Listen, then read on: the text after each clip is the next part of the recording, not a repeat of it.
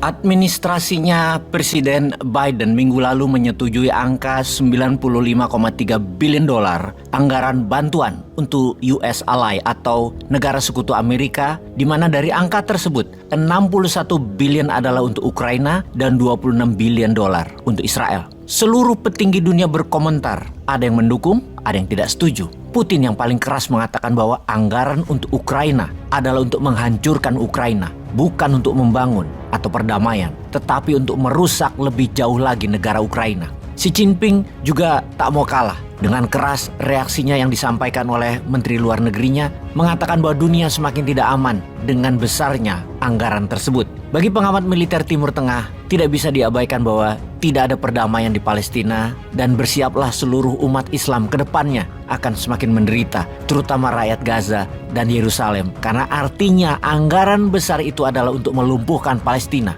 bukan untuk perdamaian di Palestina. Dunia musuh Israel yaitu dunia Islam akan semakin terdesak ke depannya karena tidak memiliki anggaran yang besar untuk militer mereka. Sebagai ilustrasi agar sahabat memahami betapa besarnya angka 95 billion dolar tersebut. Indonesia misalnya kalau mau menolong rakyat Palestina atau ingin membela Hamas yang berperang dor-doran dengan Israel, maka kita coba hitung anggaran Kementerian Pertahanan Indonesia untuk menghidupi kurang lebih 1 juta tentaranya untuk persenjataan, gaji, dan fasilitas lainnya di tahun 2023 adalah 131 triliun rupiah atau setara hanya 8 billion dolar, yang mana 60%-nya adalah untuk biaya rutin kepegawaian, gaji, fasilitas, dan sejenisnya. Untuk latihan dan lain sebagainya, ya sisanya. Jangankan buat perang, menjalankan latihan saja sudah habis dana tersebut. Baru nyalain mesin, dipanasin, solar, bensin sudah habis di gudang logistik. Mau belanja alutsista dan lain-lainnya harus multi years. Bayangkan, angka 26 billion untuk Israel itu 3 kali anggaran Indonesia. Anggaran itu juga untuk menghancurkan pastinya 30.000 pasukan Hamas dan untuk membunuh puluhan ribu lagi anak-anak dan wanita penduduk Palestina. Ya musnah itu semua penduduk dan hilang itu negaranya Palestina ke depannya. Angka 95 billion dolar artinya 10 kali lebih untuk membiayai tentara Indonesia. Adalah angka yang mengerikan kalau itu untuk militer. Di angka tersebut kalau anggaran militer Departemen Pertahanannya per tahunnya tersedia angka tersebut, maka bisa dipastikan Indonesia akan menjadi negara yang sangat disegani. Akan tetapi saat ini APBN Indonesia yang 2.000 billion dolar kita perlu rincikan.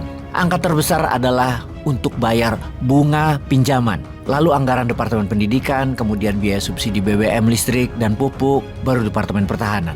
Anggarannya Departemen Pertahanan Indonesia itu kurang lebih nomor 4 terbesar di APBN. Kita ulangi ya biar sobat pada paham. Di tahun 2023 uang pajak kalian senilai 437 triliun adalah untuk bayar bunga pinjaman. Sekali lagi ya, bunga pinjaman. Belum pokok hutangnya ya yang nilainya 8.000 triliun. Belum pernah pokoknya dicicil. Yang tertinggi adalah kemudian Kementerian Pendidikan sekitar 612 triliun di tahun 2023 itu, kemudian subsidi listrik, pupuk BBM sejumlah 270 triliun rupiah. Jadi kebayang ya, angka 95 billion dolar itu atau 1.500 triliun rupiah itu nilainya adalah separuh APBN Indonesia yang 3.000 triliun atau 2.000 billion dolar. Sebuah anggaran yang sangat besar dan merusak tentunya kalau di tangan Amerika.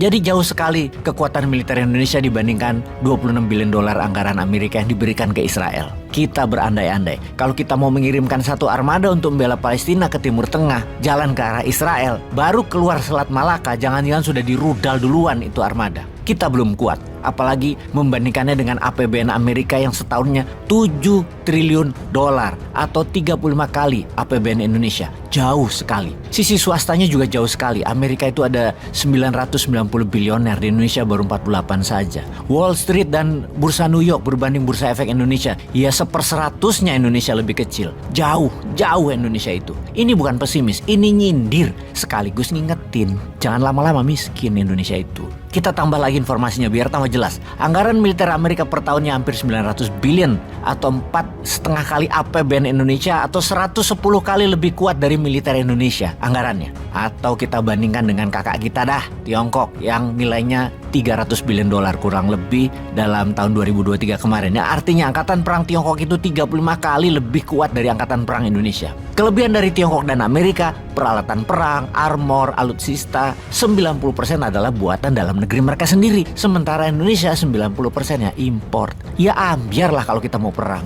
Kita kembali ke anggaran Amerika yang untuk Ukraina masih ditambah lagi, yaitu harta atau aset Rusia di Amerika yang di-freeze, yang dibekukan sejumlah $6 billion diberikan untuk Ukraina. Artinya perang di Eropa masih panjang, masih merusak. Artinya perang di Timur Tengah akan tambah dahsyat. Artinya dunia sedang dalam keadaan genting, yang artinya kita Indonesia harus bersiap mandiri, berdikari. Tetapi sebelum itu ya kita mau melihat komentar pejabat Indonesia. Adakah yang komen mengenai $95,3 billion bantuan anggaran dari Amerika tersebut? Kok bening-bening aja ya? Faham ora kowe sih?